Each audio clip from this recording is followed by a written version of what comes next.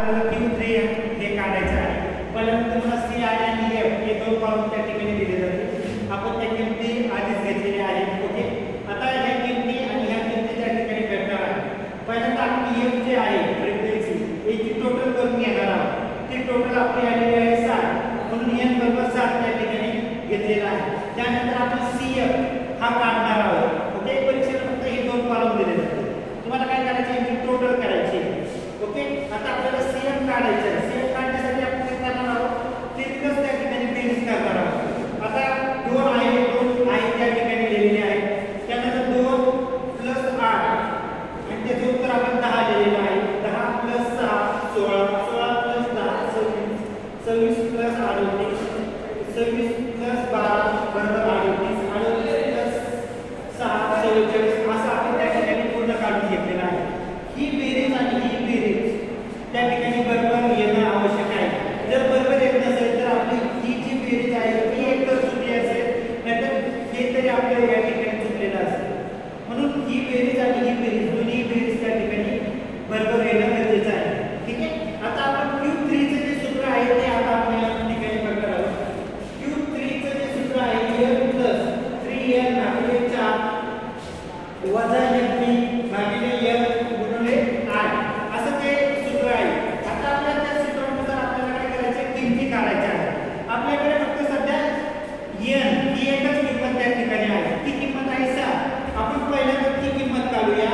3L भागिले 4, 3 गुणिले L म्हणजे 7 गुणाकार करून 7 भागिले 4, 3 आणि 7 चा गुणाकार केला तर 180 आला, त्याला भागला आपण 4 ने, त्याचं उत्तर आलं 45. ओके, आता आपल्याला CF मध्ये 45 ही संख्या पुढे येते तर ते शोधायचं आहे.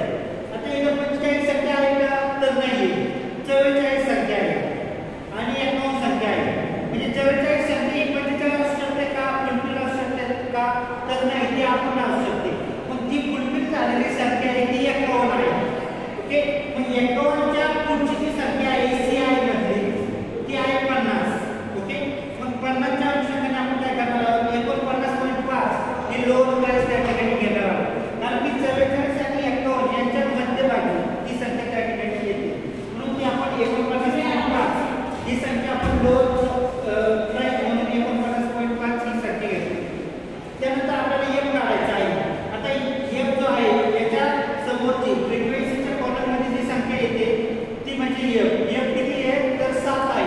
मग आपण ती संख्या 7 त्या ठिकाणी घेतलेली आहे. त्यानंतर आपण जी CF मधली जी संख्या आहे त्याच्या खालची जी संख्या येते ती FB असते, ती संख्या आपण या ठिकाणी घेतलेली आहे. त्यानंतर I काढायचा आहे.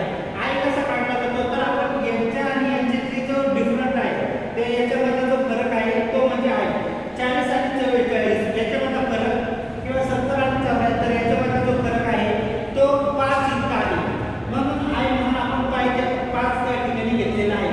हे Q3 चे जे सूत्र आहे त्या सूत्राच्या अनुसार आपण त्याच्यामध्ये किमती काढलेल्या आहेत. आपल्याला सगळ्या किमती त्या ठिकाणी भेटलेल्या आहेत. मग 49.5 प्लस 45 वजा 44 भागाकार केला 7 ने, गुणाकार केला 5 ने. ओके, त्या पद्धतीने 49.5 यांची वजाबाकी केली. 45 मधून 44 वजा केले, एक उत्तर आलं. भागाकार केला 7 ने. इतर कोणतेही हे नसतं म्हणून एक हा आपण त्या ठिकाणी मानत असतो, गणितामध्ये त्या गोष्टी आहेत. मग 5 गुणाकार केला 1 लाख, 5 एके 5 आणि 7 एके 7, 7च राहिले. 5 भागिले 7 मग यांचा गुणाकार केला, त्यानंतर त्याचं उत्तर आलं 0.71. 49.5 प्लस 0.71 आणि त्यांची बेरीज